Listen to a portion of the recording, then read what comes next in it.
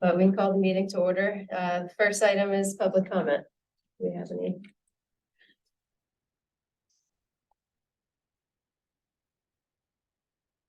Okay, Chuck, you can go ahead and unmute. Hi, thanks for being on the sustainability board. I'm a longtime resident of Mount Lebanon, professional engineer, environmental discipline. I've been interested in the stormwater regulations, and I saw on your agenda that there's going to be a stormwater update or something along those lines on the agenda. So I don't really know what you're planning to talk about, but I feel there's a strong need to update the regulations for stormwater in Mount Lebanon.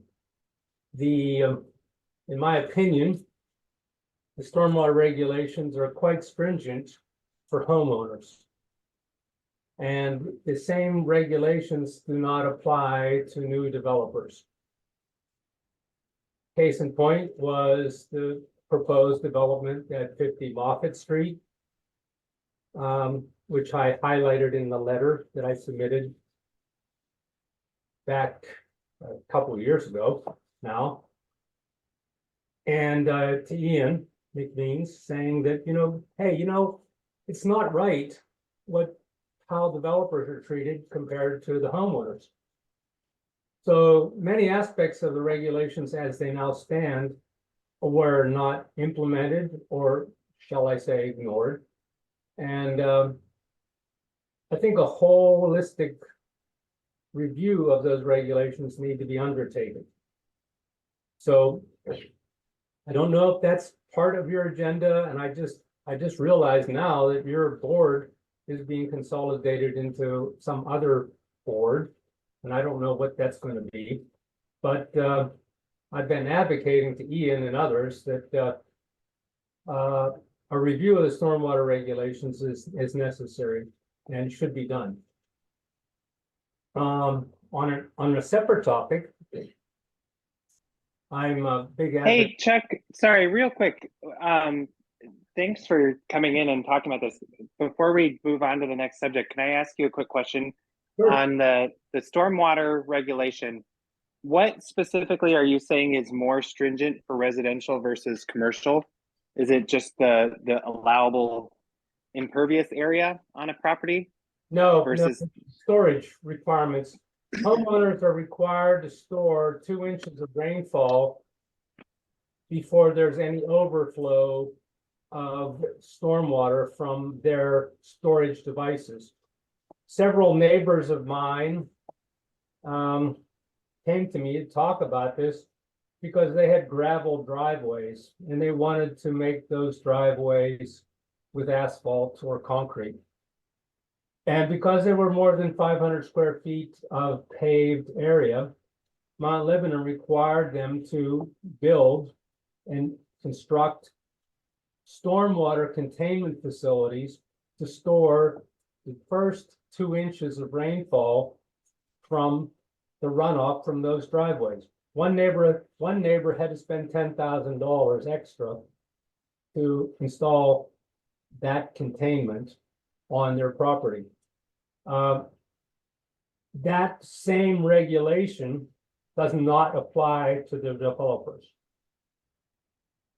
If you look at what was proposed at 50 Moffett, you will see that they used a different formula for the calculation for stormwater runoff, and they did not apply this 2-inch runoff containment rule. And there's some other aspects of the regulations that did not apply to 50 Moffett, which was the first 1 inch of rainfall shall not be released to the environment. In the case of 50 Moffett, what was approved was a continuous discharge of stormwater, although be it through a small pipe, only 6 inches, that did not do anything become close to what was required by homeowners. So it's not, in my opinion, it's just not right that you allow larger developments to get around the regulations compared to what's applied to homeowners. And I've read the regulations in detail and have commented on them multiple times to Ian and to Mr. Driscoll from Gateway Engineers, and I've fallen on deaf ears most of the time.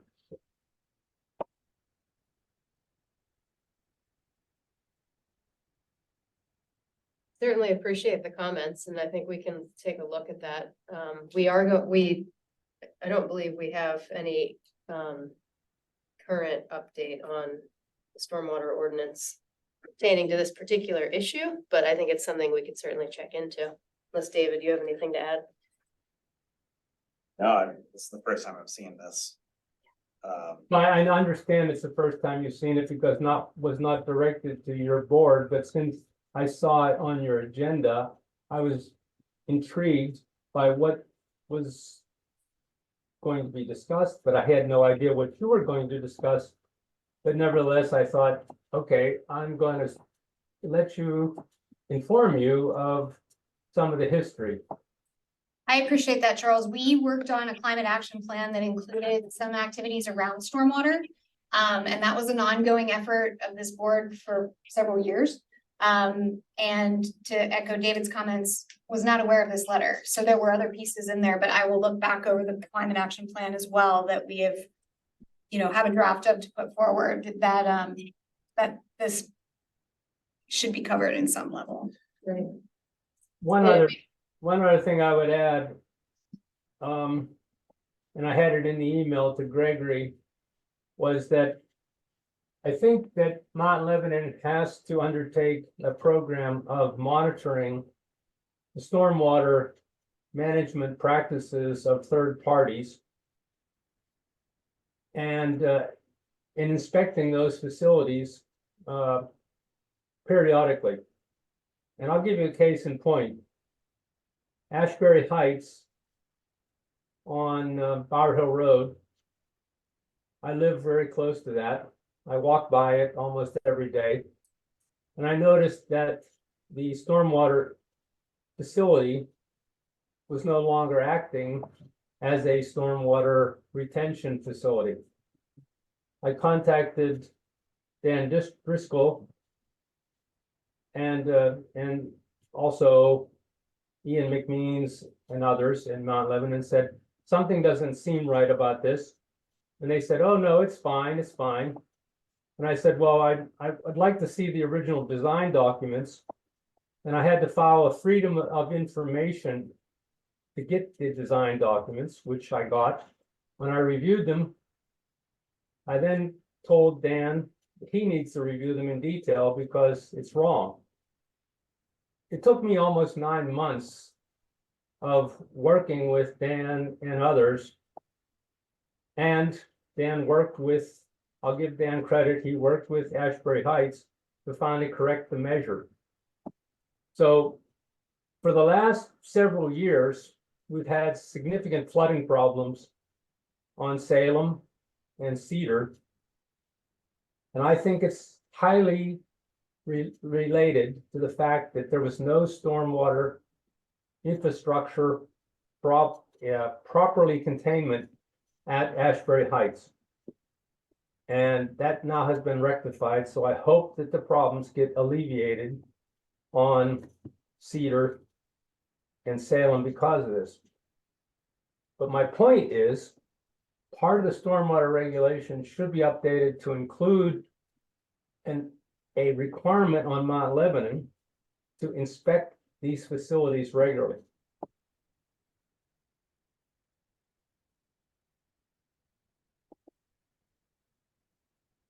And I can send, if you like to see photos of the before and after, I'd be happy to send them to you.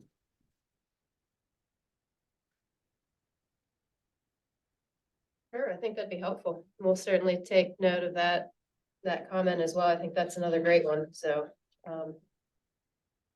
yeah, as we continue to look into the issue, we'll keep in mind these two that you've brought up and keep you updated.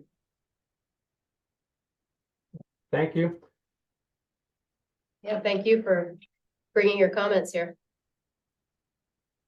Lastly, just one last comment, I'll be done, is that I saw Mount Lebanon was interested in looking at composting as a pilot program. I'm a huge advocate of composting. I do it on my own property. I sent some contact information in my email to Greg for the Pennsylvania Resources Council. There's grant money available to Mount Lebanon to undertake such a program. So I would advocate that you look at that very closely, because that money is available for Mount Lebanon and other municipalities to conduct and undertake pilot studies where that funding would become available to them. Thanks. Okay, Chuck, do you have a sense of, in those programs, who ultimately is picking up the compost and where is it going? Is the PRC actually bringing trucks by everybody's houses and picking it up? No, I don't think it's quite like that, but there would have to be a program undertaken by the municipality where they would collect it. I don't fully understand how the compostables would be, the residuals would be handled. I have not looked into that in detail. Obviously, those are, once it's composted, that material is highly marketable, because I go down to the golf course and pick up compost, which is leaf compost, from my garden regularly. But if you talk about green compost and greens and such from house use, home use, that's even better compost than leaf compost. And there's a big demand for that kind of material. So I don't have an answer to your question, sorry. Tim, I have some thoughts on that when we get to some of the updates for the board transition. Okay.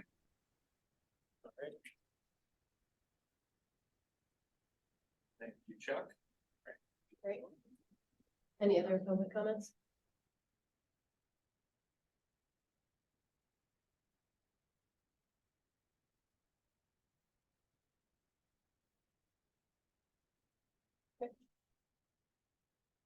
All right, next is the approval of December 2023 minutes.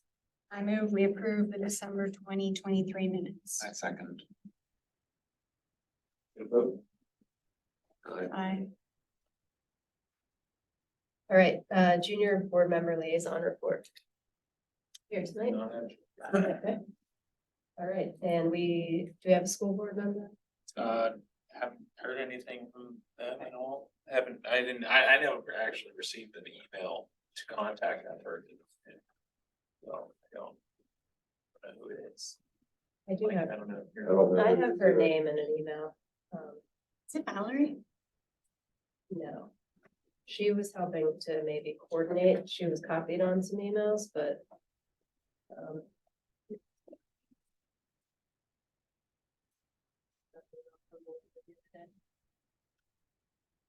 Brenna Cable is the district liaison to the municipality. But she said we're still working with our colleagues on commission to determine the best way to ensure board representation. So I don't know if there's going to be specifically a board member like appointed. Who's our commission? Jeff Siegler. So I did not receive any email from him on RSVP, but he's aware of the meetings because he responded to the January one. But hoping to see him here soon. So that we probably have nothing for school board, nothing for commission, I assume, right? Okay. I'm just trying to think of the commission, there's on Tuesday. In the discussion session, Ian will be talking about the new boards and authorities, just kind of like the structure of them, meeting dates, things like that. And then I guess because mainly the application window is closed, how they'll make that decision, I'm not entirely too sure, but I think the new resiliency board is what their short name, but the long name is the Economic Development and Community Sustainability Board is the long version, so we're just calling it resiliency. But those will be, I think, the fourth Wednesday at 6 p.m. Those will be the new meeting dates. So Starting which month? starting April, so it'll be April. I can't remember what the fourth Wednesday, I just looked at the calendar, actually, it would be April 24th would be our first resiliency board or economic development and community sustainability board. So, and then Eric Milliron and myself will be the co-lead staff liaison. And I think it's great. Eric brings such a vast knowledge, not even just economic development, but also community sustainability, just because of his past experience with he's on Tree Pittsburgh's board. He's done a lot of stuff with the Green Building Alliance, so it's gonna be great to have his well of knowledge. So the resiliency board will be how many members now? I think it's 9. I think it's 3 from each. I think it's 3 from the economic development, 3 from, well, I should say 3 from, it should be like kind of focused towards things.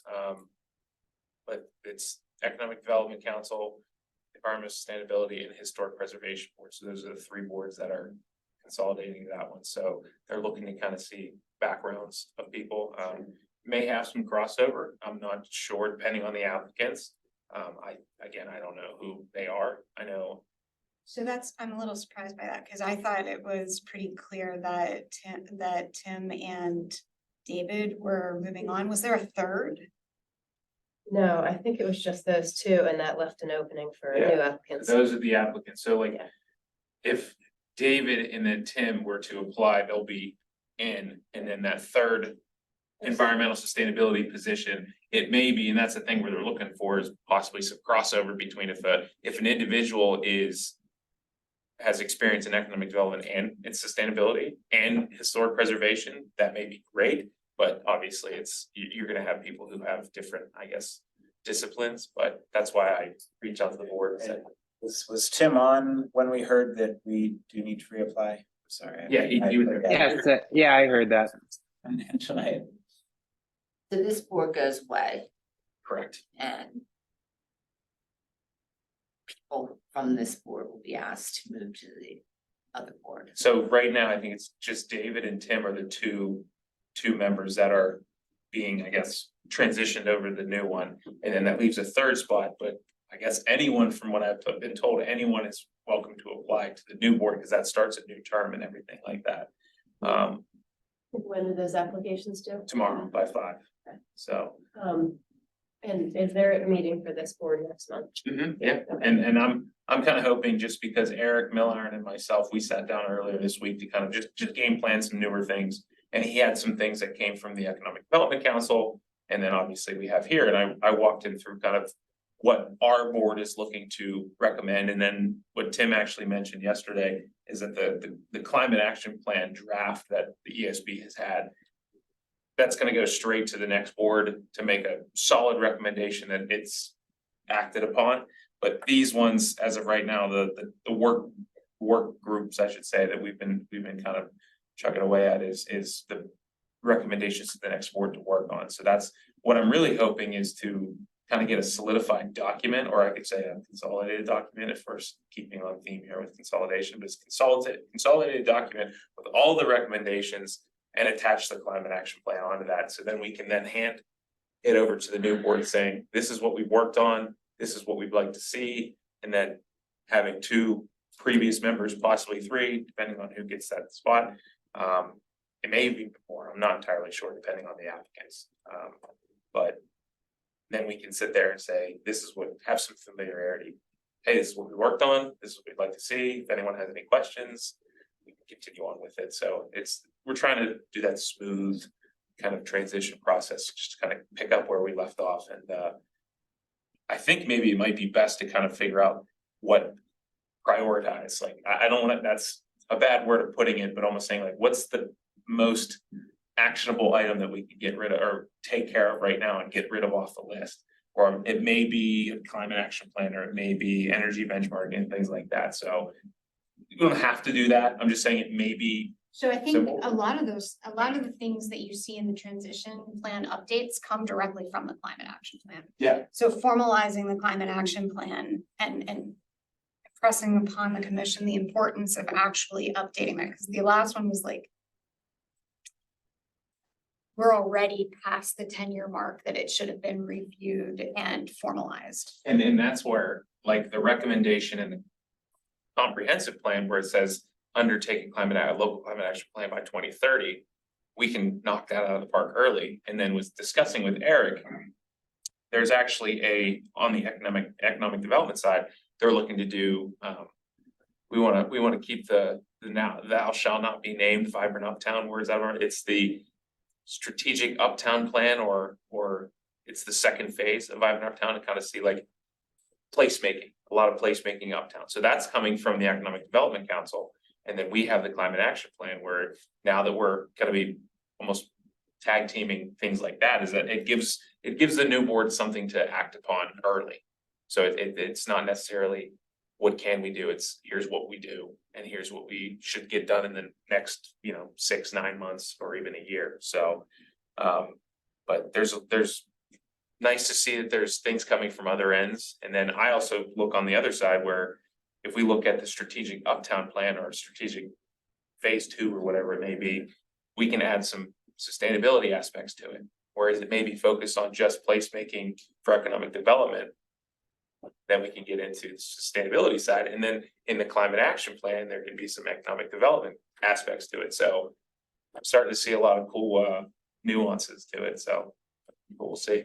So what did you mean by prioritize and like knock things off the list? As in, like, I think that's why I didn't say like it has to be done. I'm just thinking like what ranking, almost saying like this may be the easiest thing to be done for the new board. I don't want to say easy, but what is something that may take a 3-month process rather than a 6-month process? Almost like I don't know if anyone's ever seen those types of things. It's like 1 to 3 month goals, 3 to 6 month Sure, goals, that's 6 how a the year. climate action plan was. Exactly. So on top of that, Short-term, we're long-term.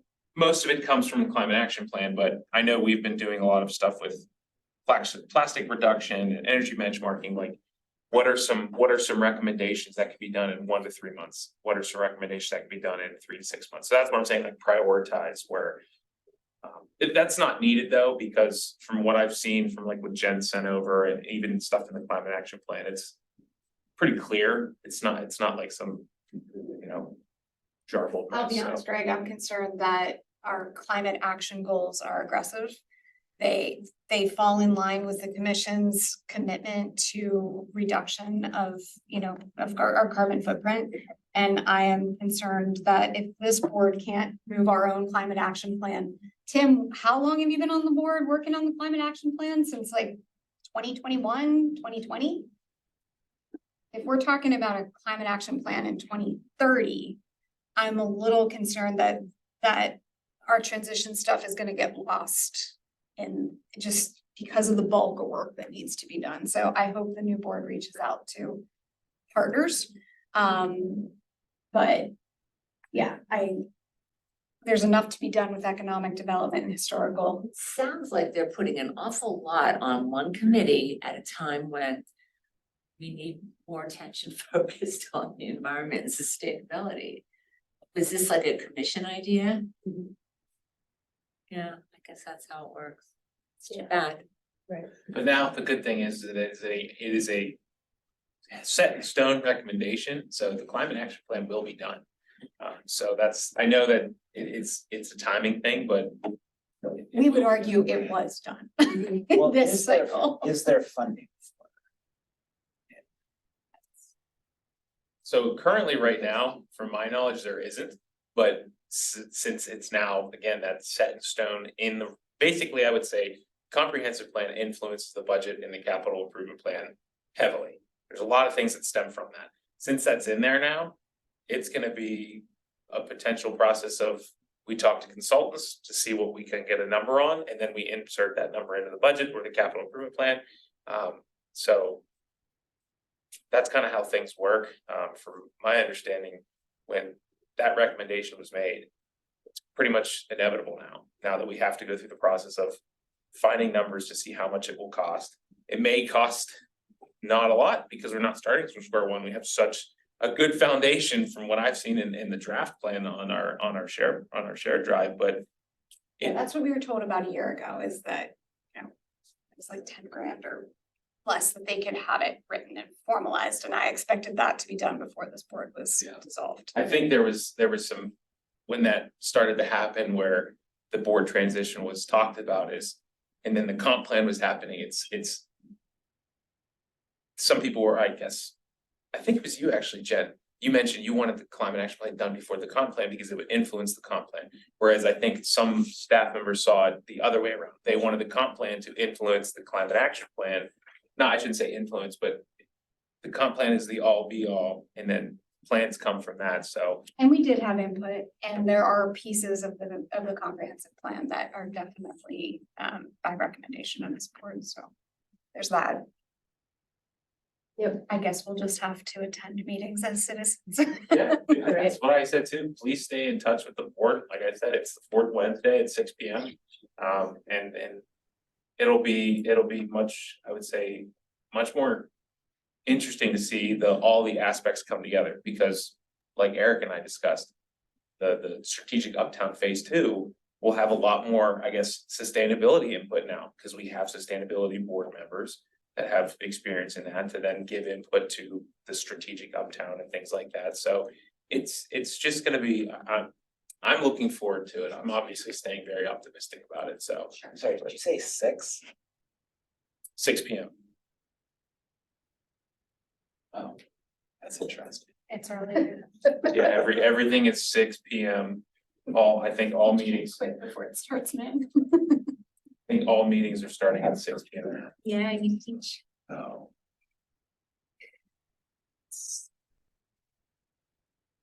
I can't remember when that was. That was, 6 is early for a community. I think that was the, I guess the general sentiment, almost consensus for a lot of boards was it's too late. Some boards are starting too late, where they wanted to start early and they didn't want to cut in the evening, so. Yeah, that was, I think, back in August when Ian talked about it at the discussion session, they talked about the formalization of a 6 p.m. meeting start. And then all meetings will happen, I should say, Tuesdays and Wednesdays. So you have the commission meeting on the second Tuesday, the planning board on the third Tuesday, commission meeting on the fourth Tuesday, and then your advisory boards will be on, I think there's one on the first Tuesday, and then there's all the Wednesdays will be different advisory boards, so. And we're on the fourth Thursday, or fourth Wednesday, sorry. But they were trying to streamline a process where I guess it's become more, well, not in this case, but it's becoming more accessible for members to attend and things like that, so. So you also said earlier that you want like a combined document to hand It out. doesn't need to be, I mean, Well, I'm saying if like, Transition document? That's what we have, right? Yeah. That's what we've been working on this, that Jen recently just updated. Actually, I did not cut and paste this in there because I wasn't quite sure what we were doing with Yeah. that. So let's formalize I it. was just gonna Yeah. say, I could put things together if everyone wants, it's fine by I me, think it but. would work well from a shared doc Yeah. if that's where. But yeah, that's the idea, and maybe as we go through these topics tonight, we can just talk a little bit about areas where we still need to add to that transition plan, because we now have 1 month really to get it done, so I just want to make sure we have everything covered in there that we want to be carried forward, because this is our opportunity to at least make a strong suggestion on what is continued. One last question for you. The folks that we'd be doing complete streets, things like that, the reason Sean moved to traffic advisory board. And is parking being rolled in there too or something? So in the new board, which is the mobility board, it's the traffic. And I think the parking, I don't know if there's one more, but that's like the mobility board now, so. Okay. Yeah, that's what the new one's gonna be called. And I can't remember when their meeting date is. It's one of the Wednesdays, I can't remember which one. Because that obviously will play into some of the air quality and nature kind of stuff, sidewalks, things like that, that we have been long advocating for.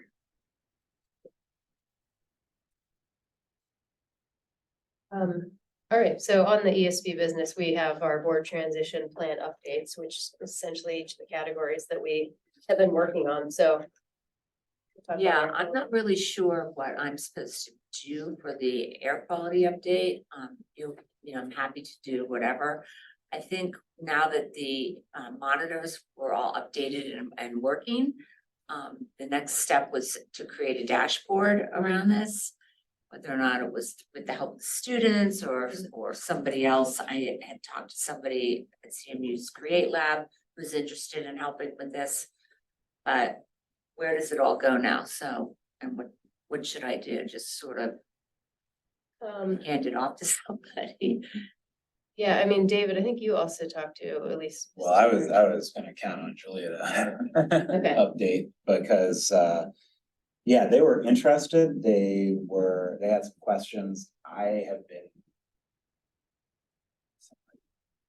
busy with some other stuff, but, yeah, I don't know if, I think that we should give the high school first crack at it since they're Yeah. local. But Yeah, I mean, my thought on it, but this is just my opinion here is, I mean, that the transition plan would then say, this is what we've done. We've gotten the monitors in place, they're working. This is how you can access the data. What our vision is there would be a dashboard here, that students could help create it. And I think what would be great for them, because it sounded like they were like, sure, we'll help, but like, what do you want? Like, first step would be, what do we want to see on a dashboard? What do we want people to be able to take away from it and kind of at least put an outline together so that we could guide the students on. so what do we want? Well, that's the question. I mean, there are dashboards out there. But I think Purple Air has some suggested dashboards and I would use some sort of plugin if you could. Because Like everything's even just on post Purple it on Air, the municipal website and it links to Yeah. the Purple Air. right? And, There basically, is a link on the website, yeah, it takes right to it, so. the other thing is I also think it's very helpful, to have some, include the AQI. Now, you probably all heard yesterday that the EPA tightened up its soap restrictions, so all this is gonna change in 60 days. And so all the graphics and everything that we've been using is all gonna be updated. So that would have to be rolled into this, but it's nice to have that information on there, so people understand what they're looking at. Where does it live right now on the municipal website? In the sustainability, so if you go to, I think it's residents and then sustainability. In the drop down, there's a link right to it and it takes to like the Mount Lebanon overview. It doesn't take you to like the whole. Great. Because having the airnow.gov and the county links might not hurt either. County links are difficult because Having the Yeah. Mount Lebanon and the county monitors. Not on a single dashboard Yeah. interface. I was just referring to the links that we have available. well, there's a lot of information on the county. On the county air quality page, especially when it comes to inversion layers. We're gonna be updating all of that. So, Not the inversion layer stuff, it's pardon me? not the inversion layer stuff. Oh, no, That's different. but we also, that's what we do, and that's what I do in communications. I have beautiful graphics that are designed for the explanation of these things that are a lot better than the county's information material. So I mean, and we're happy to share all that with you. But you just kind of have to let me know what you want me to do. Well, what should the students be looking at? And if you wanna allow me to share my screen. Oh, didn't mean to rename you.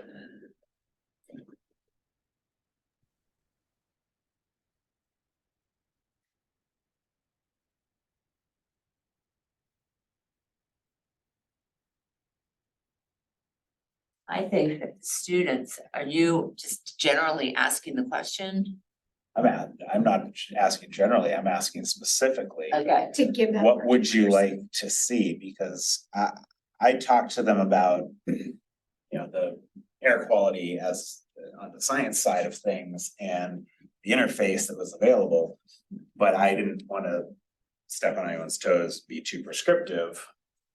But let's start from here. What would you like to see? I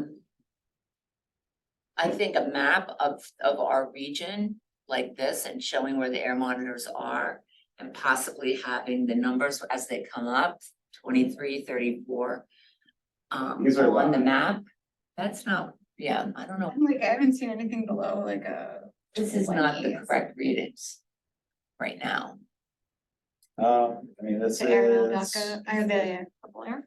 yeah, because if you look at. It's purple- timestamp stamped. If you look at Purple Air right now, we've got between 25 and 50.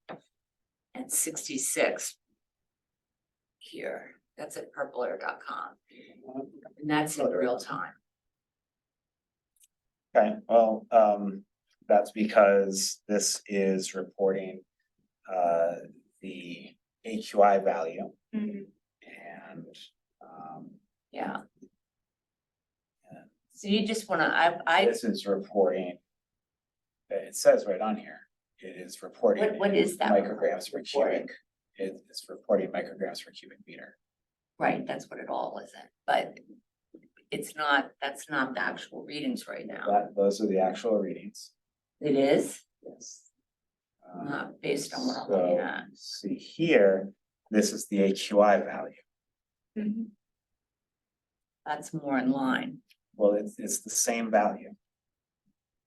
The reason I'm concerned is because when I first came a couple months ago, they were all low and they were incorrect, so I'm just worried that that whatever interface you created isn't syncing with Purple Air system. Well, And this Dave, is are you saying it's just a different number that's being read? Yes, different. One is an AQI and one is just the parts per million. it's not of the- micrograms cubic or micro- meter. Yeah, Micrograms per cubic meter. This is just pulling this exact data.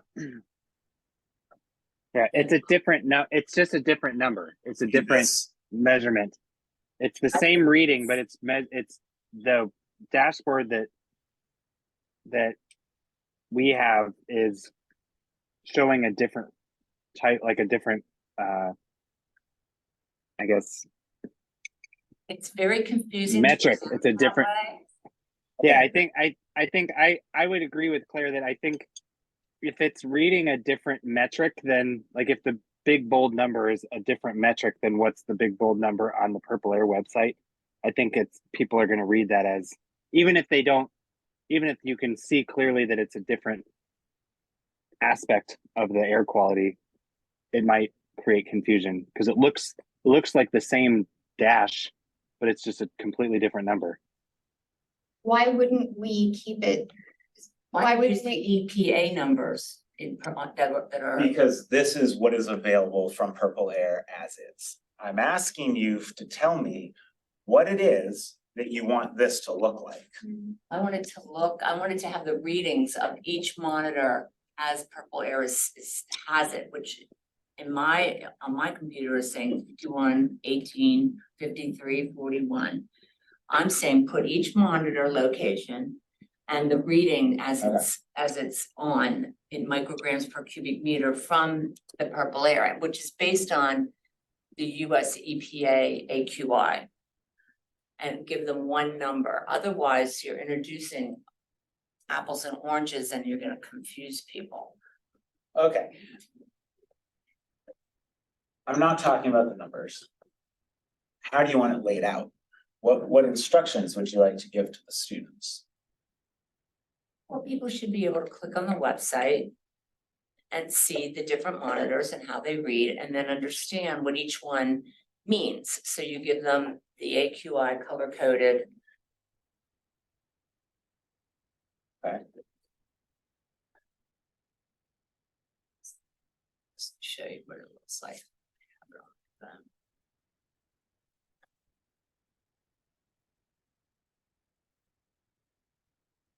Is there an advantage to having, are we offering any additional data or any hyper-local information with this that Purple Air doesn't provide? Well, what I was gonna suggest is working with Create Lab and interfacing with Smell Pittsburgh and the Plume, which is plumepga.org. If you look at that, because when you see a high reading, what if there's a wildfire and you're seeing a high reading?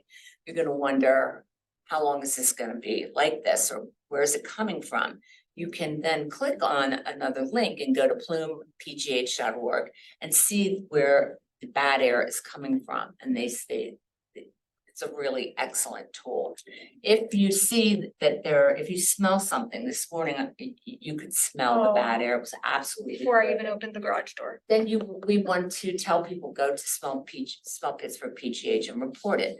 I mean, ideally, we would like to tell you, go to the health department, but the health department isn't doing anything with that information. They don't have the ability to do anything. So you're helping to teach, especially students, to take action, that they have a tool at their disposal to address this, and that they can see and understand what this means. And I'm just I don't know the background behind how these numbers, I've never seen anything like this on Purple Air. I work with it all the time, and maybe this is something that I've missed, I don't know, but we use the actual map. And we go into schools all the time and give programs, and we use the AQI numbers. So which will, which if you use AQI every day and you go to the site, which I have it, a lot of us have it on our phones, it's all, you can see what's going on in other parts of the country. So, you can see what's going on. I have bookmarked every place that my kids live, just to see how they're doing out in LA, Denver, and different areas, Braddock, Clairton, and Pittsburgh. So, I mean, it's a learning tool, and I would hope that we would be helping them to learn. It wouldn't be that hard to put this all together, quite honestly, but. So for the time being, would it be good to add, because on the sustainability website, we have the link to Purple Air, would it be better or also to be good right now just to add Smell Pittsburgh and Plume as associated links underneath Purple Air so people can have access to those other resources? I think it's a great tool, and it's already, it's right there, so. So the only issue I have with Smell Pittsburgh, and I use it frequently, it's on my phone, is sometimes when there's an air quality issue, it would seem very much like placing that complaint with Smell Pittsburgh translates to some sort of complaint with the county or, another organization, and it doesn't. They compile all that data and eventually take it to the county to advocate for better air quality, but you really need to call the county. You do, there is a form that you can fill out and send to the county, there's a link. So I'll So get, if we were going to add sites, I would say the Plume Pittsburgh, Smell Pittsburgh, and Smell PGH, and the Allegheny County. And then fill out it's a little bit of a labor intensive form. All this is gonna change. They're gonna have a new county health department, public, an official who has health background. And we're sure it will But be those rules in the streamlined. meantime. yeah, I'll get In with the Laura, meantime- see what we can add, when we can add it. Yeah, I'm thinking right under the related content, just Purple Air is right there, and we'll add a couple more, so. David's question, how do we want to guide the students? do you need me to write any of this up? And just so that, the next person handling all this has some. Yeah, that background? could be added to like the mass document of a recommendation, so like set in stone recommendation of what the board would like to see be done specifically, so. Okay, I'm happy to do that. Yeah, I mean, I think that's exactly what we're trying to accomplish with the transition plan is what are the next 3 steps? And I think that would be create an outline. If you have ideas already, like maybe here's our basic draft outline of our Well, I can vision. give you examples of other places where they have something similar. Here are some things to consider in creating the dashboard. And then, next step after that is coordinate with the students on actually creating the dashboard. But I don't think we need to like decide right now what is going to be on that dashboard, because I think it's gonna take some thought and some collaboration, and maybe it would be good to get the, Yeah, you know, and down the input of road, the if new board. whoever's doing this wants to collaborate, Breathe Project does this all the time. You know, we have atmospheric scientists on our board, and, you know, this is the work that we do, so I'm happy to help. I just found, and I emailed to everyone, kind of reiterate what David was saying, that the AQI, well, first, the readings are in micrograms per meter cubed, and that's converted to AQI, so those numbers are the same, but I just sent an email out to the group, explaining how AQI is calculated, but also I sent another link out that you could manually type in the parts per million and it converts it to AQI. And I just did that, and those numbers that David had up there Mhm. were exactly the same. So I plugged in 44 AQI, and I converted to, Right, I have So- no doubt that they're the same, but I just don't. maybe wanna that confuse might be people. useful to be on a dashboard, so people don't get confused, why are these two numbers? And then, well, that's because one number is converted to another, and here's the calculation rate. I just, in case any of you are interested in seeing As that. from a messaging standpoint, it makes me really nervous when numbers appear know. different, because people will stop looking at You'll get it. phone calls, Yeah. you know, I'm looking at the purple air monitor and it says, you know, 34 and it says 10 on our dashboard. Right. And People I get very intimidated when you start to throw numbers at them. think what you pointed out too, Jen, would be helpful, you know, put these other resources, these are other helpful resources to look at. If you actually want to make a complaint, go to this site, or some direction there would be helpful as well. Right, I will put that together and send it to you. Great. And then maybe you just send that to Julia, because that's the direction that they needed Yeah. and that they don't have. I think maybe the next kind of component of that though is actually this gets into the climate action plan a little bit, but is actually like using the data to affect, I guess, kind of municipal policy towards big polluters in our region. And maybe it's more like collective South Hills, Shaycog action policies towards big polluters in our area.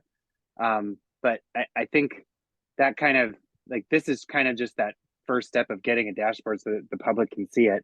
And our purple air monitors are actually being used for something that the public can see. But definitely the next action has to be actually seeing how our air is affected by our region, by the polluters in our region. And that's where I think the Plume website is helpful to see kind of where the sources are coming from. Whereas, you know, we kind of just see snapshots of what the air quality is, but we can kind of track like the plume versus the on any given date and time with the purple air monitors readings, and we can use that information as leverage in more community-wide, more regional action against big polluters. Absolutely, that's a natural progression, and that's the whole goal. By the same token, when you see red hovering over your school and you know there's a wildfire, you're gonna think twice about climate change and why is these wildfires coming in from New York and Canada affecting us. I mean, we've never, ever had readings that high, ever. Well, and principals struggle with what do we do with recess? You know, I mean, that should be, we have local data to assess some of that, you know. I know a lot of parents upset when they were out, upset when they were in. It's something we're not used to dealing with. Greg, how will the student involvement work with the new boards? It's a good question. That's a really good question. It's nice to know that David will be moving on, but Not entirely sure. That's something we probably. That might just be something we want to touch base with Julia on if she's willing to continue to help with this, Yep. even if she's not. Having a high schooler myself, the time is now, Yeah. because as you move closer, you know, would you agree, you know, get into the activities of April, May? Yeah. Next group. Anything else on air quality?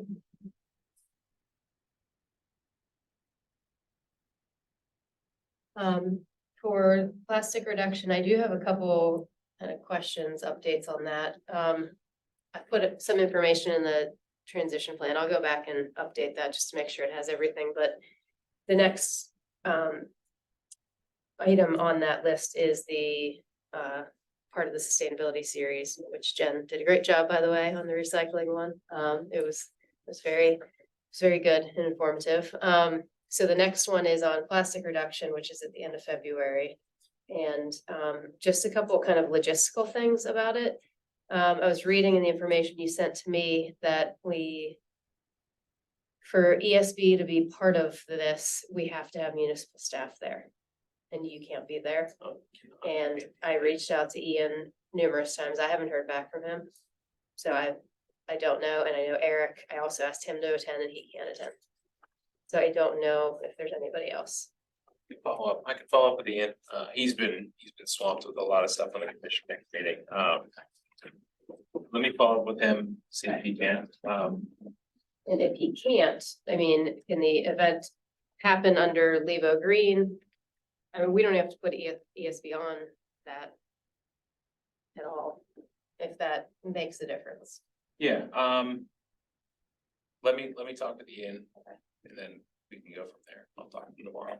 So. Yeah, just for your knowledge, I had asked him if he would participate, just be there, like for questions, you know, to provide input on municipality, what's happening, what could happen. Not a heavy lift, I don't think, but be there and be there to answer questions, so. But yeah, that'd be helpful if you could follow up. And then I think I have everything covered from like a advertisement standpoint, but also think the municipality would need to review like any content. So if we have, for example, Penn Environment coming to give a brief presentation, does the municipality need to review their presentation? I think they do, yes. Okay. It was pretty easy. Okay, In particular, they want to make sure, like I had Michael Brothers, which is a business, but they're also a little different because they're a partner with PRC and other things as well. So, you know, send them the presentation. It should be Okay. pretty easy. all right. And then the other confirmed kind of presenter, which is gonna be super informal though, is a business owner who is just gonna talk about her business. I mean, so I don't even know if she's gonna have like slides or I mean, the anything. business they just did, I think, a Mount Lebanon magazine piece about. Wonderful, yeah. Yeah, so, yeah, and if we list her as kind of like giving a little brief presentation, but she doesn't have materials, that's okay, you can just say she's gonna be there to talk about her business. That's up to him and Laura. Laura, Laura. I just send Okay, it up. so I can send that all through you and you, Yeah, you can send it to me and I'll forward it right to her. okay. I think that was. Oh, and then I guess the last piece is, so the outline is. Penn Environment kind of talking about, well, I was gonna do an intro, but if ESB can't, I can have someone from Levo Green do that, just on ideas to reduce the amount of plastic you use. Penn Environment to talk a bit about what else is happening, because they're working across the state with other municipalities on restrictions, incentives. Give a little bit of talk on that, so we can hear what other municipalities are doing. And then Wonderful would talk a little bit about, one particular business model aimed at reducing plastic. I think that's about 30 minutes or so. And then I would ask you if we have a student that's interested. Savannah's interested, Okay, but she hasn't confirmed yet. okay, She So- presented at the last one. right. So that's all the bites that I've gotten so Okay. far. but Okay, I'll keep plugging the Yeah. next 2 days. okay. Cause I know that date's coming up. It is, February 27th. 27th. Yep. So possibly a brief presentation from a student on just ideas to ways to reduce plastic. And then the last 45, 50 minutes would be just a panel, like everybody, all of those people just kind of up in the front of the room, and I have started a list of questions. What do you foresee challenges with restrictions? What are your ideas for reducing plastic? Just kind of some basic stuff to kind of get a conversation going, but if anybody has any questions that they'd like to contribute, that'd be helpful. What time was that? February 27th, where and when? At the library from 7 to 8:30. I could even, Kendall's recent newsletter was about plastic reduction. And there was one other newsletter that was about plastic reduction. I could reach out to those two girls Okay, to see if they could present their newsletter. that'd be perfect. They don't even have to do it. Presentation's already done. They already know what they're doing. Yeah. Okay, That'd be great. And it really doesn't need to be like a burden on them. Yeah. Like, I impressed that upon, we had one student that came just to participate and help. We had another one who wanted to speak, so it doesn't need to be. And honestly, if they just want to hand their newsletter out to people and then sit in the front of the room and participate in the conversation. Yeah. What do you think Okay. would be good or bad about it? What would the That's cool. challenges be? That I would be, think they would be really excited. Yeah. To do that. because it'd be nice to hear their perspective on it. Just a question, when is the last one they have? Cause there were 3, right?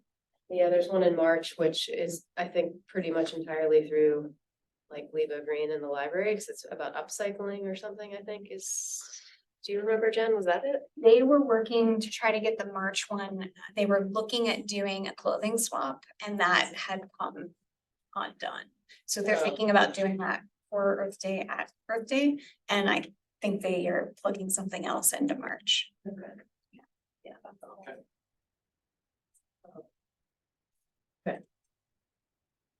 So I'll kind of formalize that. Oh, so my last question for the group, because I would not quite sure how to take this. The other participant I was thinking of including was someone from the school district or that could comment on schools, because that's kind of a big use. I asked Melinda, I thought she would be really great, because I think she's been so involved here and she seems very knowledgeable about what's going on. But she said I think can't technically because of this whole reorganization with the boards, and the school board members are not really liaisons anymore. So she said that it would be more appropriate for someone from the administration to participate. So Valerie, who I actually don't know who Valerie is, but she sent me an email saying to contact Dr. Freeze and ask her. I mean, And what is the ask? would someone want to come and just participate on this panel? Provide their input on, again, like if Mount Lebanon were to restrict plastic use, how would that affect the school district? Or what do you think a challenge would be? What do you think the benefits would be? Kind of some basic questions like that, but just to provide municipal input from that perspective.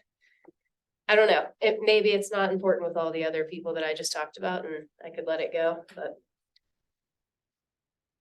Any thoughts on whether I would get a response and it would be really helpful, or would it be someone who's maybe really not that invested in the idea, I thought Melinda, because she's been here, she's been part of the discussion, she would really have a lot of knowledge on it.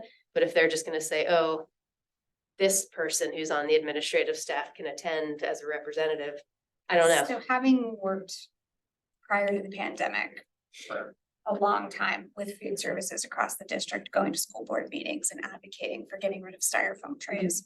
And Nolan at the time would have been the guy.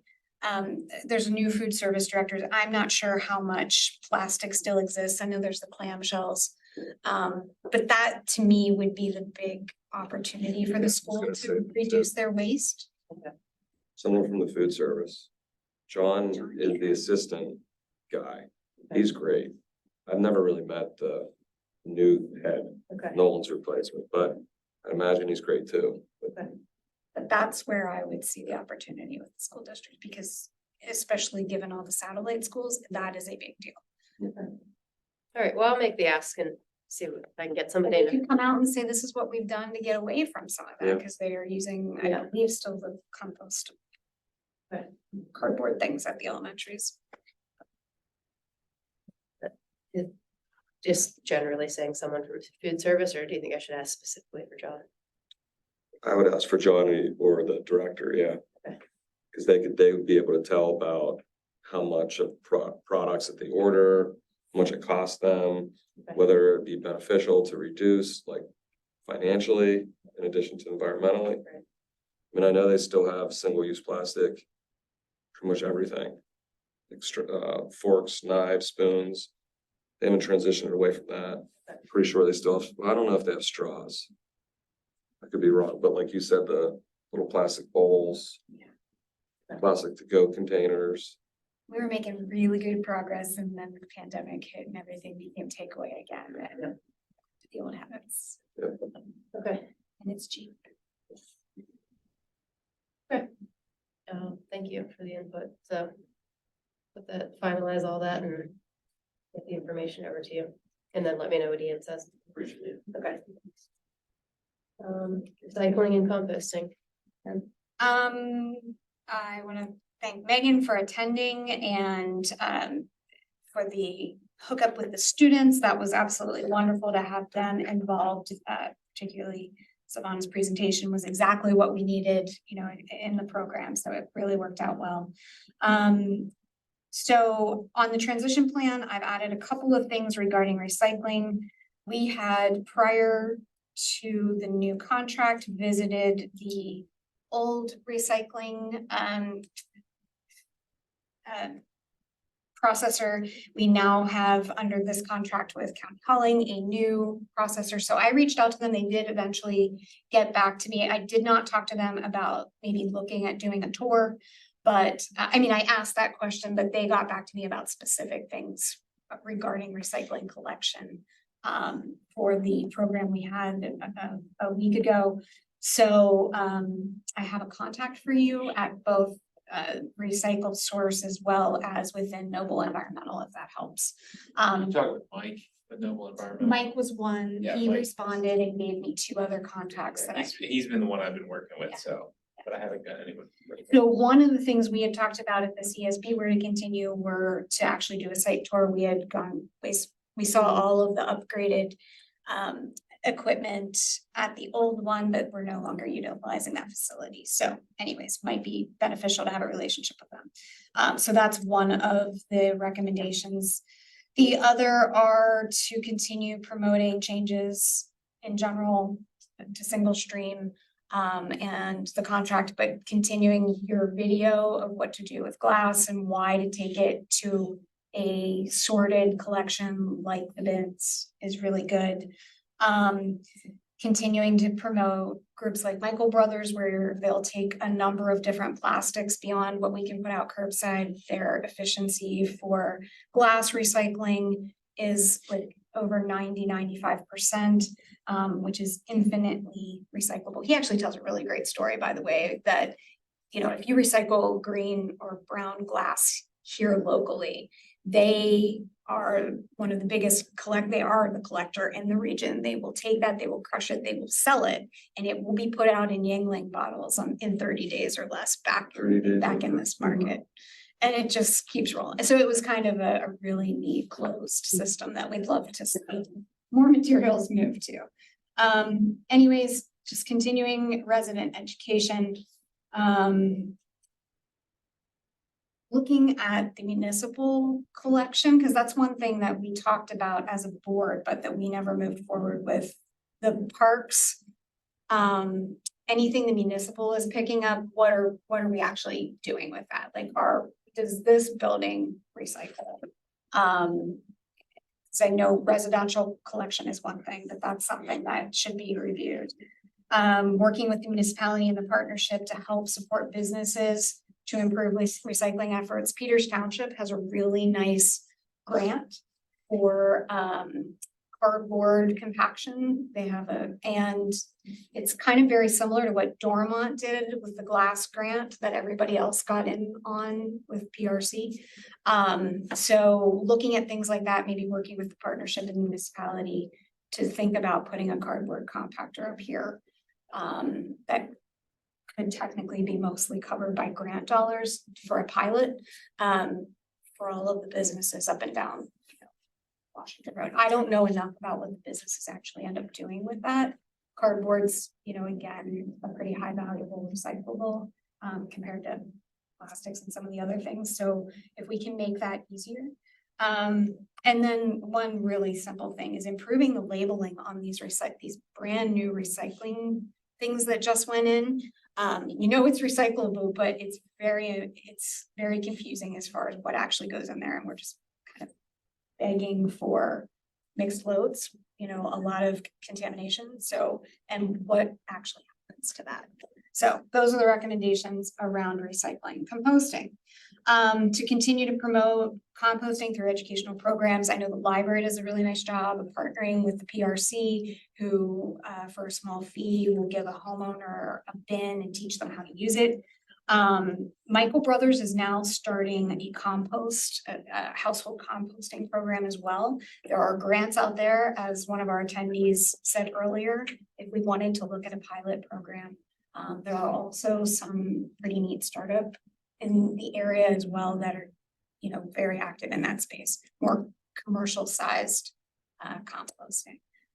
Might be a nice thing to add to like the business districts with all these restaurants that generate a lot of food waste. And that's pretty much it. So those things that I scraped a lot of that out of the action plan. So that'll be added to but there's like a whole board could take that and run with it for a year. So that's all. Great. Did you see the video on why to use regular recycling for the glass for Bethel is done, or it's gonna be done? The glass recycling video. The glass recycling video. The glass recycling video that Greg did. The one I was in.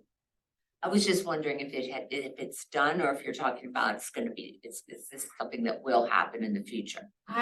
So I know Greg did one Oh, and yeah, it yeah, was it's a posted, yeah. small spot. I'm not sure about, you mean about the South Hills Village one? Yes, Yeah, yes. so the PRC did a nice small video about it. Greg I feel like I've, like, also, seen something, but yeah, Greg also did, I just a- started it. it was like a 2-minute. Yeah, I just started it. I didn't do anything. I just set my lines and threw some recycling in the bin. So that was it. But yeah, our PIO office. so it's, PIO. I could find it on the website. Yeah, if you just, Yeah, Facebook, yeah, They did a Facebook's pretty good. nice job of promoting it on social media and stuff like that too.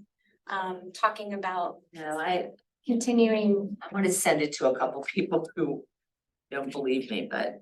So the idea, is if you're just. I need all the support I If you're can just get. throwing glass in your trash, okay, it's better curbside, but if you're willing to take it to Michael Brothers or the Just village. the lazy people who don't want to take it over there. Next time they buy their wine at Yeah. South Hills Village, they can drop off. Okay, good.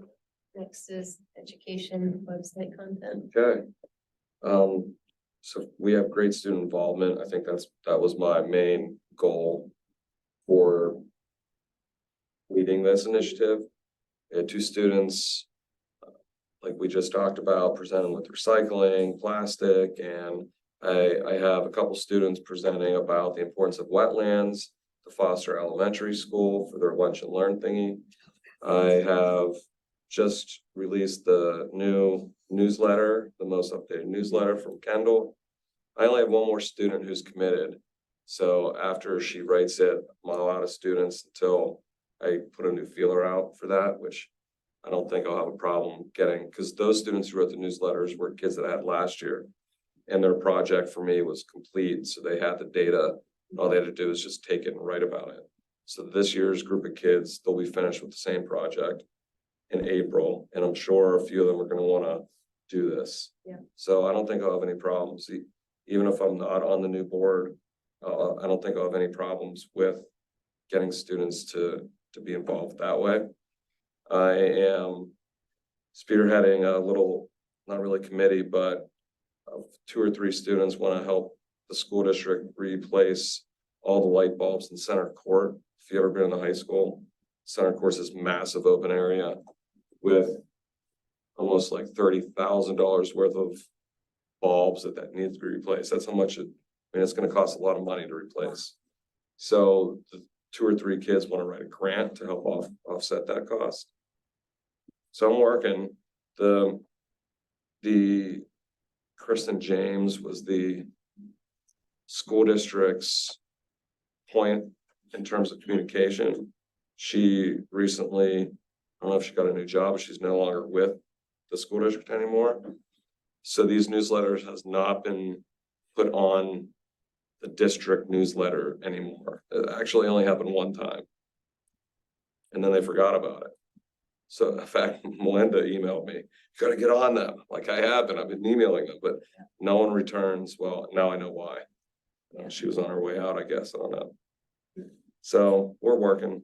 I know I spoke to Laura a while ago, but they're still interested in doing the PIO is still interested in doing a story on the students who did Awesome. newsletters, so. I'll have to ask her again on what they're. I would love to give them recognition Yeah, for doing that. So like, Yeah, I can't remember when it was before the new year, but What a good way to get that out to the community again, too. You know, because you read this special interest story about the kids who wrote the newsletters, you're more likely to go look at the newsletters. so that's my update. Do you have anything to add to the transition plan?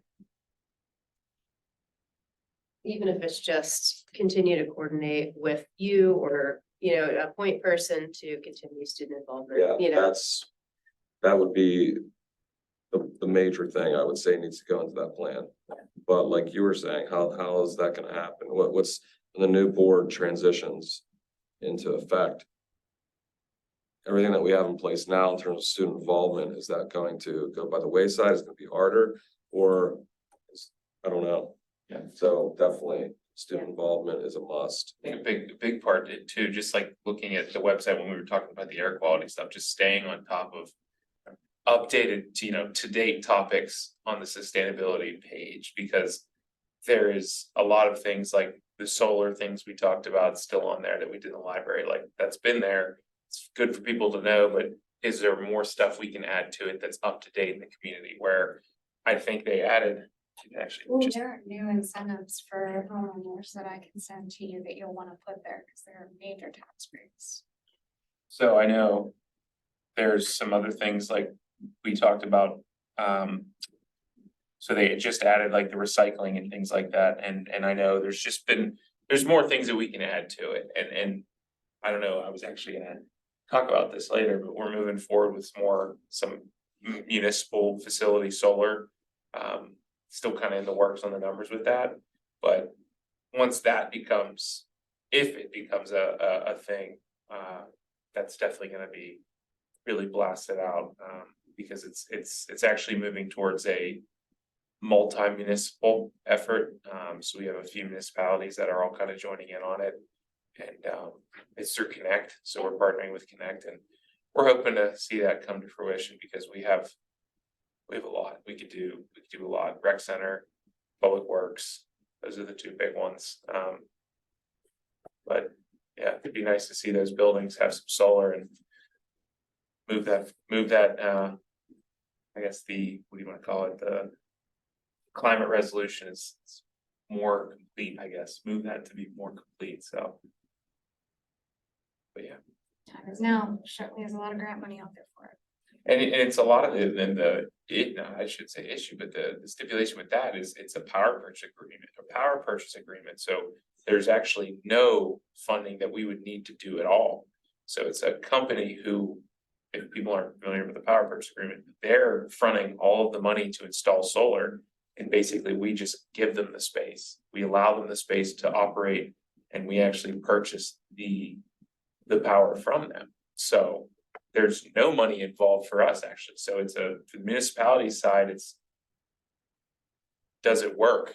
Because we get our rate right now through Duquesne Light is so good, and we don't use a lot of electricity. So we're saving money on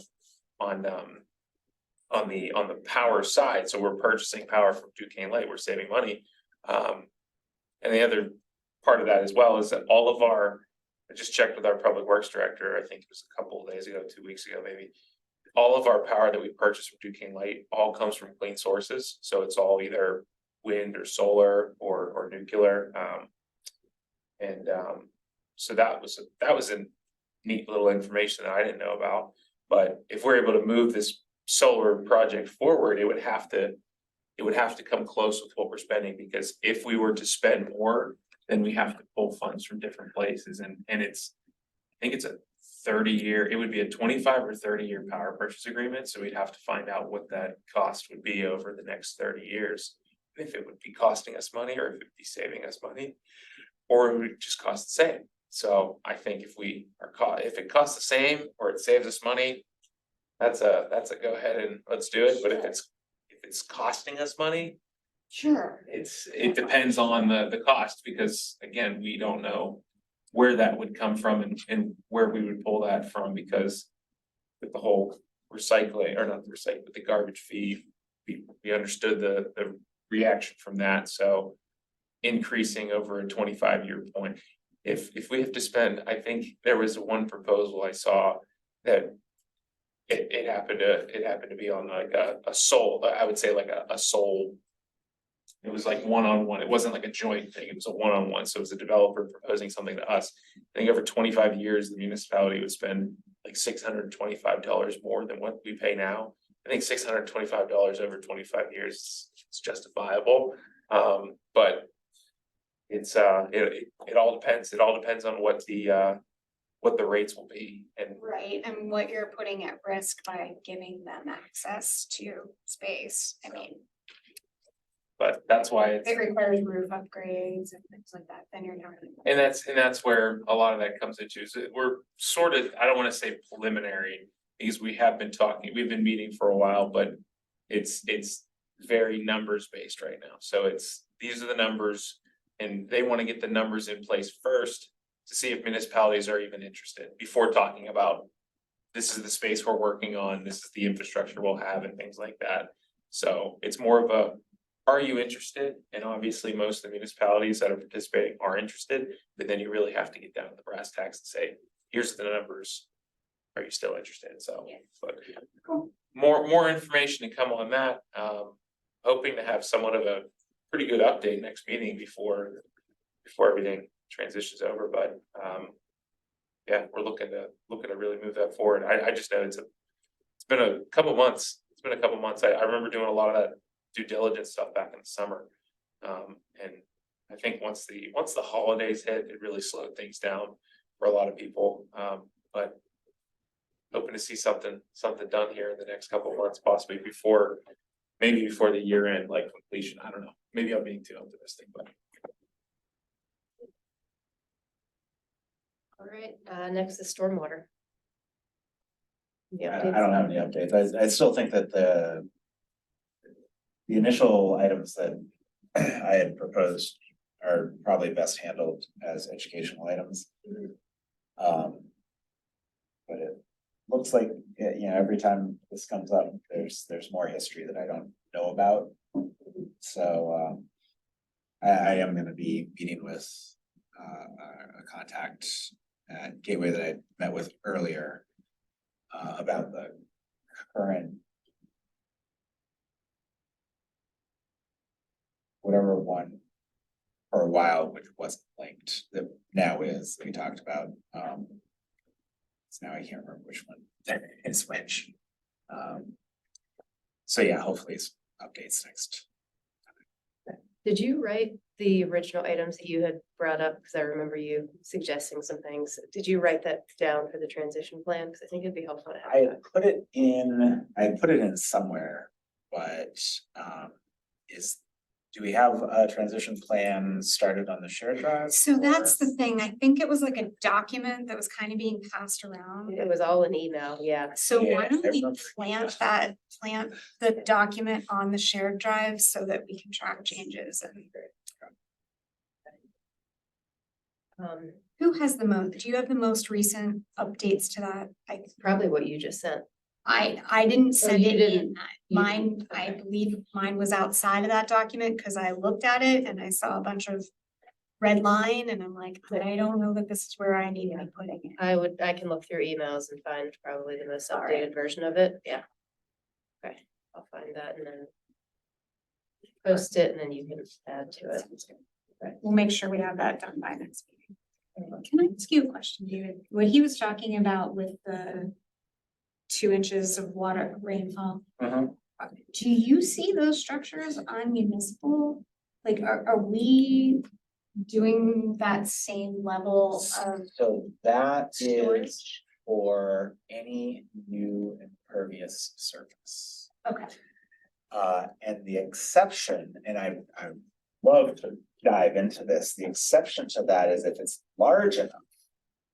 You aren't required to do 2 inches, and if it's under, if it's small enough, you can bypass the 2 inches if you demonstrate everything in the state BMP is followed. So the Okay. 2 inches is actually supposed to be a simplification. okay.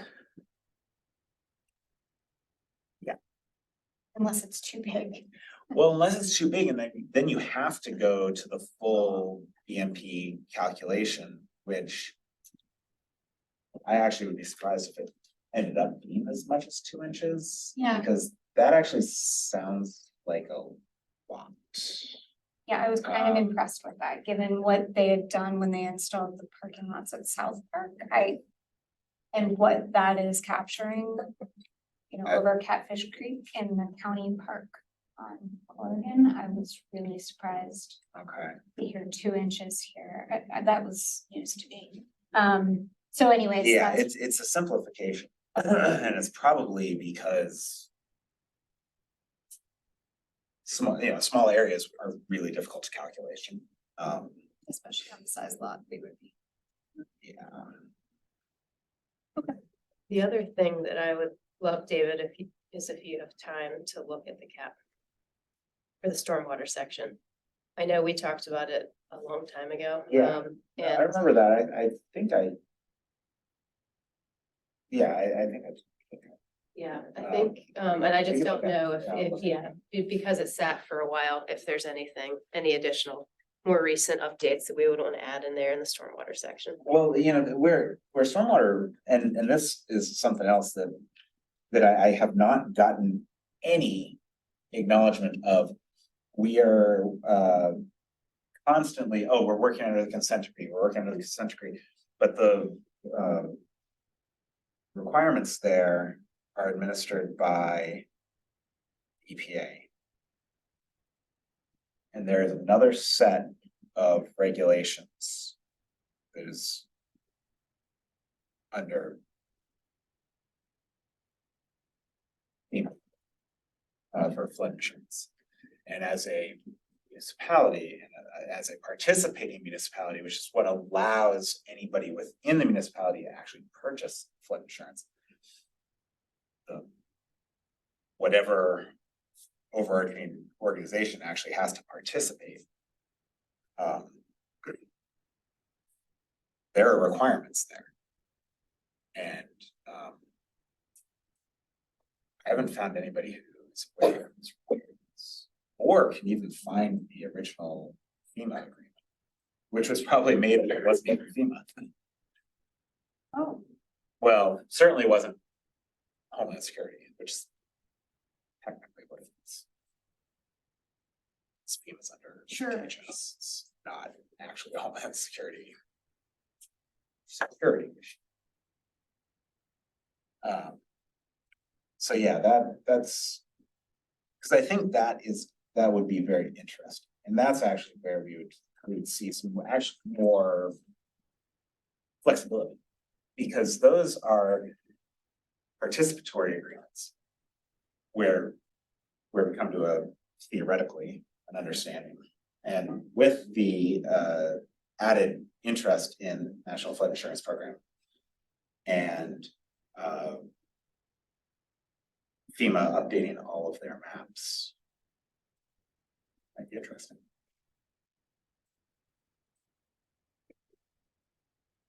Thank you. Tim, do you have anything on energy benchmarking?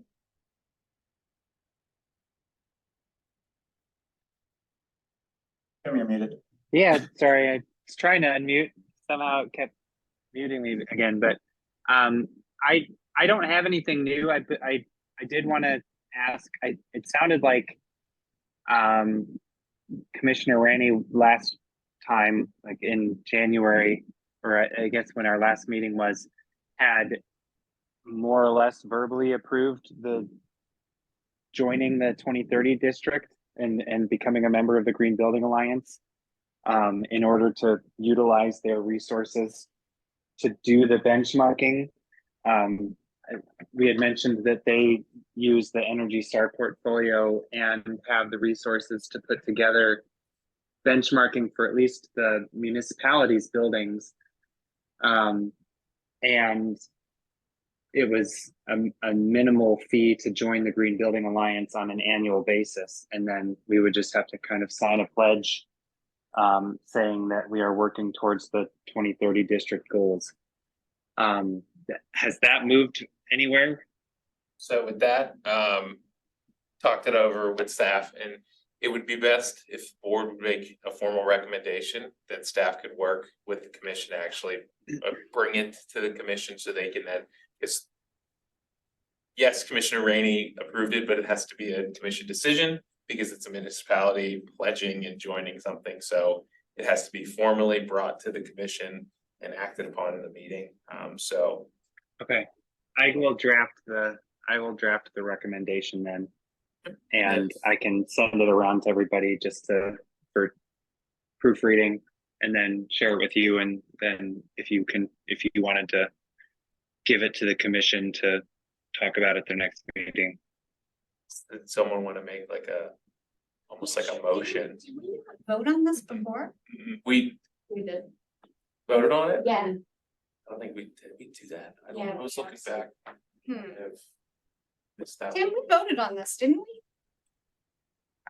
I believe we did. It might have seemed like it was an informal vote, but I believe it just because it happened so quickly and unanimously. If someone wants to like make a motion second, and then we can all vote, say, let's make a recommendation. Cause I remember Yeah, looking back, I might have missed it, it might be on me. I thought it was just like a consensus, which then I took to staff and said, hey, they thought about it. And someone said, no, it needs to be like an acted upon formal. Yeah, I might have missed. I can motion that the ESB recommend to the commission to join the Green Building Alliance with the agreed upon annual fee and to sign the pledge to commit to some of their 2030 goals, 2030 district goals. I second. That's Take a vote. Aye. All in favor, all right. Yeah, I think All right, last. I can draft. I think I already basically have the document drafted. I can let me just touch it up. And then as far as the transition plan, I had updated that prior to, I think, the December meeting. And I just can, I guess, once we know whether or not the commission approves joining 2030 district, I can just update that section again. I think right now it just reads that they could possibly join the 2030 district or join the GBA and agree to the 2030 district. And I can just update that to read that we have joined and we need to coordinate our efforts with the Green Building Alliance to get them our municipal energy consumption information. Okay. And then as far as the climate action plan, I know I'm not on the air quality task right now for the ongoing business, but I had been responsible for that portion of the climate action plan. So I've gone back and touched that up, as well as the energy reduction portion of it.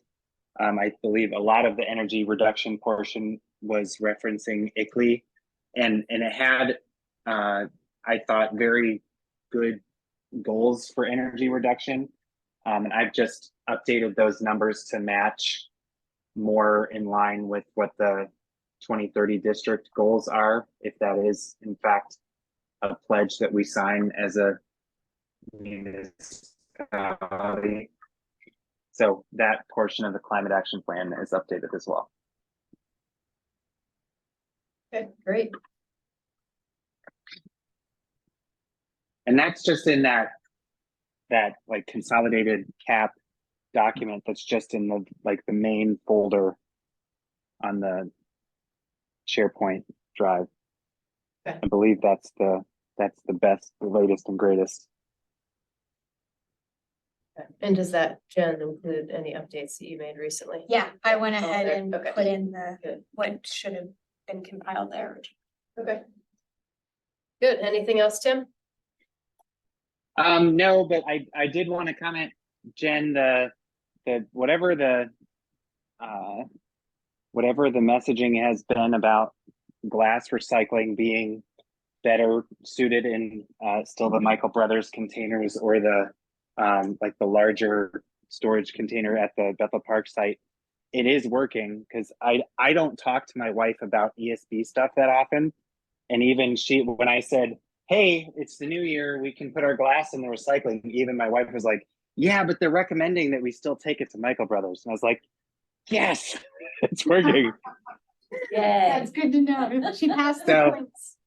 She can, and I mean, she's pretty sustainably minded, so she does look out for stuff like that. But to know that she caught that, and I didn't tell her that was a good sign. I noticed it had been, floated a few times on social media in between people complaining about the fee. And I was very impressed to see residents giving advice to continue taking it to the drop-offs, which will keep that tonnage high and keep that, drop off there at South Hills Village. So that's good stuff. Good. All right, that's all we have for ESB business. So next is standing items. Greg, I don't know if you have any updates for the next 3 items here. Again, the comprehensive plan was completed. The climate action plan, that note is in there. I guess officially, it was the January, I can't remember the January meeting, but the comprehensive plan was like officially adopted, so it was set in stone now. So even though that technically, I kind of forgot that we didn't have a January meeting to update that, but it is now set in stone, it is adopted. And then climate action plan, like we talked about, is an actionable item that will be taking place before by 2030. Again, looking to have that done relatively soon. But again, kind of what we talked about through the climate action plan meeting. Just things that are going on. If you feel that you need to update it in your area, that's completely fine. I think it's best to have as much content in that as possible. But then I think that's pretty much it on my end. And then sustainable PA certification, looking to really wrap that up. Just every time we get into one more criteria, just more staff time with police, with fire, with BMS, and just reaching out to those branches of the municipality and working with some certain person to just get one little document. But it's extremely comprehensive because once we get it, we don't have to do it for a while. But it's very time consuming. There's 436 criteria, and some of them are really in the weeds on. I did not realize how much the emergency management aspect was going to take up because of how much just things we need, documents we need from fire to make sure, because they may have certain plans that they have to retrieve them, and then, I know firefighters, I am one, but sometimes other things come up which needs their attention, so getting a document may be on the lower end of the priority list, but it's a work in progress. It's a lot longer than I thought, but we're getting there. Good. And they've introduced but they've introduced this carbon sprint, I think they're calling it, where it's like it's something, I haven't really looked into it that much because Do you want me to send you the links? I sat in on a Sustainable Pittsburgh thing. I got an It was- email actually And today. I saw about the it. dashboards and Yeah. I was like, who are these communities and how are we not on this? Yeah, I saw that, and it was something that someone reached out to me actually today and it was an automated email, but, it talked about that carbon sprint, and I said that actually is something that could tie right into what we're working on, so that. Something different, hopefully a lot easier than the recertification, but And you get points for a lot of the things we're already doing. exactly, yeah. Yeah, be good to see our name on the leaderboard. Yeah, absolutely, it's, I think they're running it through June, so. Like 6 months. So we're hoping to get on there, and I was completely unaware of it, so even though I'm on their emailing list, I did not know this carbon sprint until I saw that email today, so. But that's all the stuff I have, if anyone else wants to talk about any climate action plan stuff or.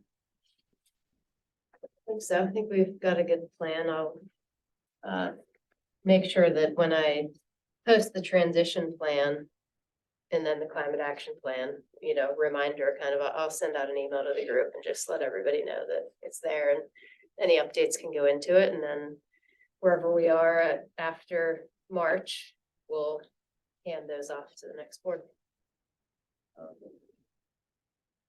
So we have new business sustainability series. I think we've kind of already talked about that, with the next one being the plastic reduction. And then I guess that I'll touch base with Shayna from Lebo Green and see what the third one might be. And if they want any input or coordination from ESB for that March session. And then the idea really, I mean, the library was committed to these three pieces, but the idea was to continue that on through the year with these other topics, cap topics. So one of which was stormwater, and I know that there were some emails going around a little bit on planning one for late spring or sometime to have a session on stormwater education. So that's kind of very Just a preliminary. General curiosity question, did Lebo Green select a date for their Earth Day celebration? Yes, I believe it's the 28th, which is. I have it on the calendar. I mean, they selected and have been working with the rec center,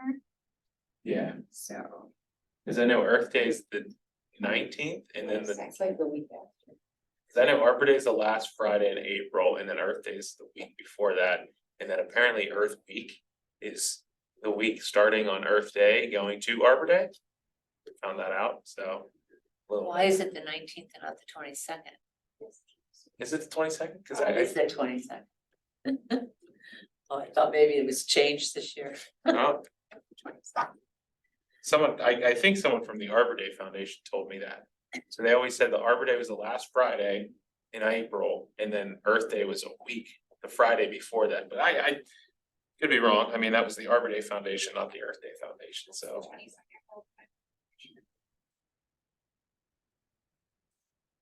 But Yeah, I can have them forward an email, but I did see so Lebo Green was meeting at the same time the ESB was.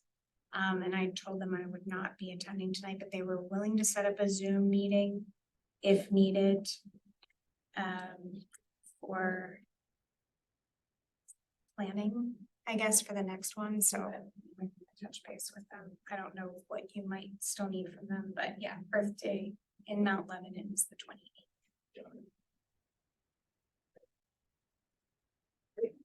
Anybody have anything else?